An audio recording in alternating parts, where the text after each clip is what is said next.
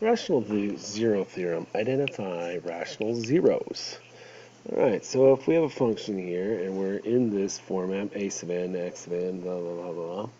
So it represents a polynomial function. If p is the constant, the number without a variable, and q is the leading coefficient, okay, so what we're going to do is, well, they're calling these p is a factor of our constant, and q is a factor of our leading coefficient, okay?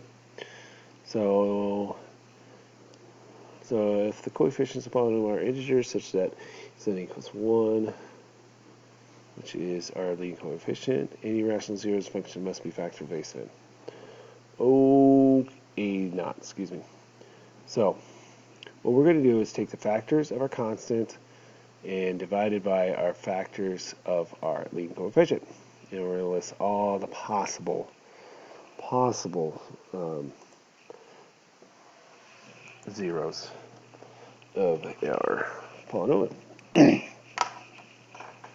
So, if p over q is a rational root, then p is a factor of negative 10.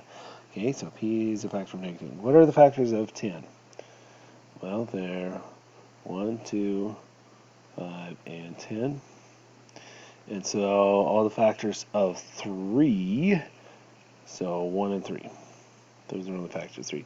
So we're going to take all the factors of 10, which are 1, 2, 5, and 10. So 1 over 1, all over these factors. So 1 over 1, 2 over 1, 2, 5 over 1, or 10 over 1.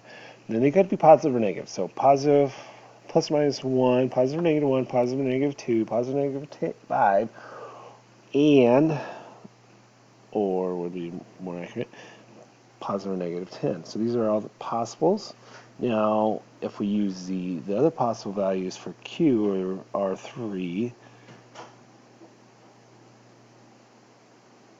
Oh, sorry. So they worded it different than I would. So the factors of 3 are 1 and 3, right? All right. So all the possible other ones.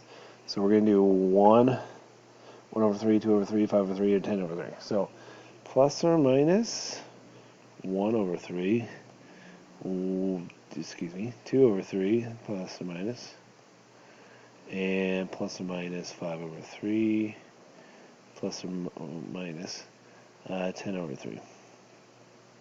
Okay, so here are all the possible factors, okay, that we could get. Those are all those are all the possible zeros of this function, all right? So since the coefficient of x cubed is 1, the possible rational zeros must be just the factors of our constant, negative 36. Okay, so factors of 36, we go plus or minus 1, plus or minus 36. I'm doing it this way so I don't miss anything.